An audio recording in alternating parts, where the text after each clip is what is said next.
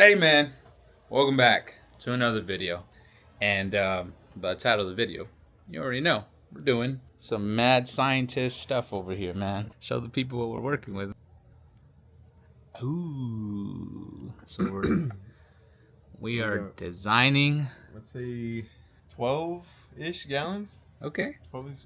So this box without that little cut in it, yeah, is about 15 gallons. So you put the cut in it, and you're gonna lose some volume. So I mean, it's still gonna be a pretty big tank. Sick! I'm excited. He's not done, bro. Ooh, this is the baffle. We got some nice pockets right there, you know. Oh my, bro, you trolling? That's for real. That's your baffle, man. Like, bro. So the thing is when you have a baffle, you need some nice cutouts. Okay, the shape is very specific to get maximum. Bro, you've been flow. waiting. Maximum flow right there, bro. You've been waiting to reveal that. You worked all night for just for that. All night on that shape right there.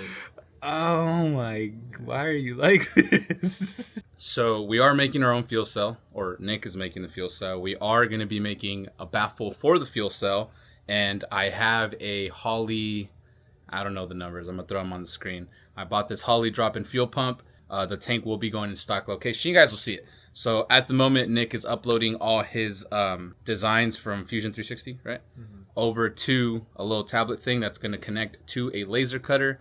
We're going to laser cut everything. Plasma cutter. I'm sorry. I'm just an idiot, you know? Yeah, explanation, please. So this is a flat pattern. I made it out of one piece, actually.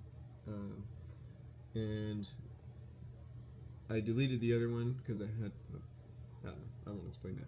But normally I'll make little, like, cuts in it. That way we can fold it and then weld those cuts up. Yeah. So the turquoise lines are going to have slits lasered in them.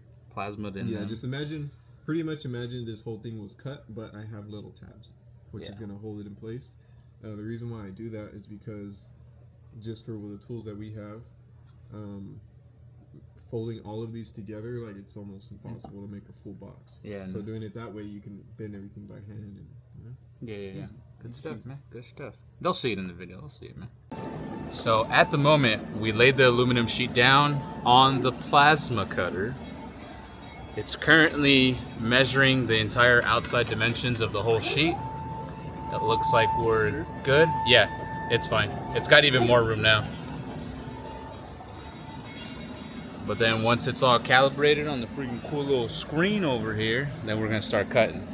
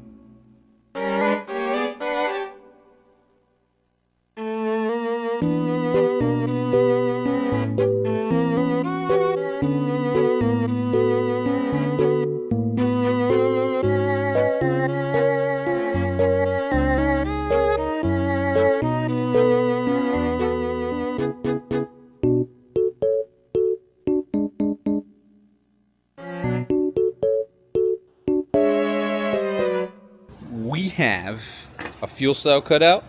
The sheet's gonna like lift off like that, and then just the centerpiece is left.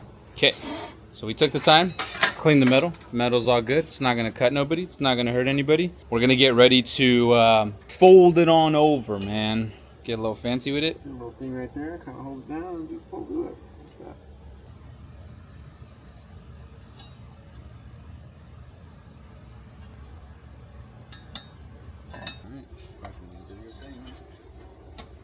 Oh, it's tactile. I like that. Okay, so now we're gonna move over to the actual tank. We're gonna have a metal across just so we can get a nice fold, you know? We wanna do things right. This guy does this, man.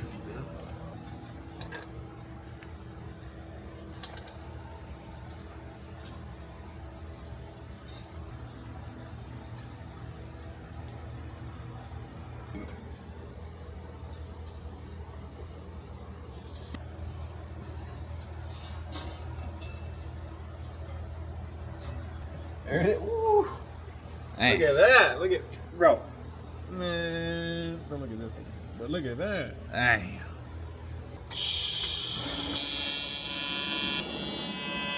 So if you're wondering why we have a rectangular shaped fuel cell, this is going to drop in to the OEM location right above the subframe. I wanted to maintain the weight there for grip reasons, and it should fit up nice.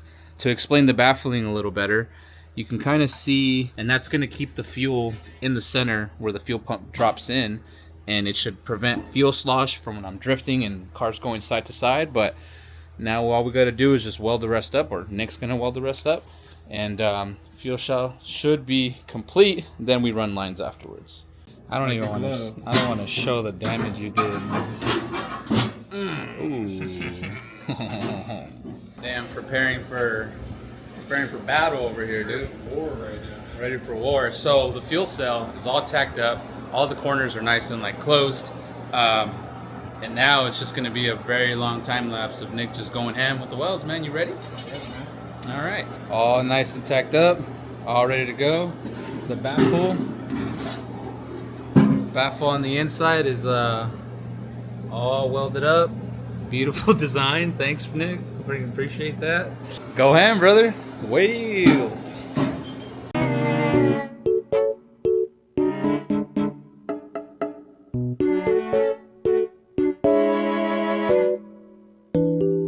Alright, now that the fuel cell is all welded up and we can drop it in its little resting place, one big concern that I had was that if my axles break, which since I'm 350Z rear end, if my axles break, I don't want the axle flying into my fuel cell and potentially puncturing a hole. So what we're gonna do is we're gonna add a little protector bar that's just gonna kind of loop over this, and then we have a fancy schmancy tube bender, and we're gonna cut two little pieces, bend them up, man, do a little thing. It's gonna be easy, man. All right, so I moved forward, we bent the tubes, we welded the tubes, and it came out pretty great. As you can see, on both sides, it's gonna be protecting the fuel cell if the axles ever break. I'm a little worried if it breaks at the joint, this might come up, but it's fine. If it breaks at the bolts or something, I don't know how common it is on Nissans. I don't have Nissan power, so we'll see, but that should be fine. Now we have a new height that we have to clear when the fuel cell gets dropped in. Ain't no problem. Doesn't matter if the fuel cell sticks up a little more. Okay, so we were trying to figure out a bunch of different ways to mount the fuel cell, and then ultimately there's like what, 4, 5, 8, 10 different ways to mount it. And we were gonna, or Nick was gonna overcomplicate things. He wanted to. I know. I mean, it's nice. I like what you do, but it's like, just mount it, man. So I had the idea to just put little tabs on the fuel cell and then rib nuts on the frame of the chassis itself, and then bolt it in. So on the fuel cell itself, we've already measured out some tabs and got them welded in. They look a little funny and they're angled a little different, but if you look at the chassis down here, it goes like straight and then like angles down right over here. Nick also added a drain for when I need to drain the fuel, and it fits great. It fits nice. We ended up cutting out, ooh, that looks really good actually. Mm-hmm. That looks like really good. Mm-hmm. We ended up notching out where the tabs are gonna go so we can, you know, get to the rib nuts. So we have 4 on all corners. Where's the rib nut on the camera? Oh, there it is. There's one, and then there's the last one. And then now Nick is putting on this little like weather stripping stuff. Edge trim.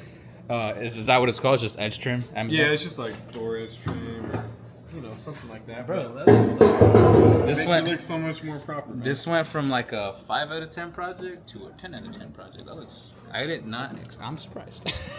So with that weather stripping, dude, I'm still shocked. That looks like really, really good. But we have the rib nuts in, we have everything in. Let's drop in the fuel cell. Here you go. And everything should. So we check this piece of hardware out. Here we go. Remember, you have to put in that side first. That's still a thing. Bam. Very, very nice. So this is like hands, you know, when you're trying to get in there. Yeah, I know, dude. That looks insane. That looks really nice. Give that fuel cell a little shake. And that is on there. The whole car's moving. And then all we gotta do is drop in the fuel pump. And bam! Sick. Got ourselves a fuel cell, man. Got ourselves a fuel cell. I'm really happy about this. If you're wondering why we didn't just throw the fuel cell in the trunk, I mean, for obvious reasons, we are going rear mount radiator, if I haven't publicly stated that. So we wanted to, free up space. Another one is if we would have just put a square here, it would have looked really odd, And then with the rectangle, it just looks good. It looks nice. I like it a lot. Next thing we're gonna have to do is run the fuel lines and a fuel filter, a fuel pressure regulator, and a fuel pressure sensor. So very nice.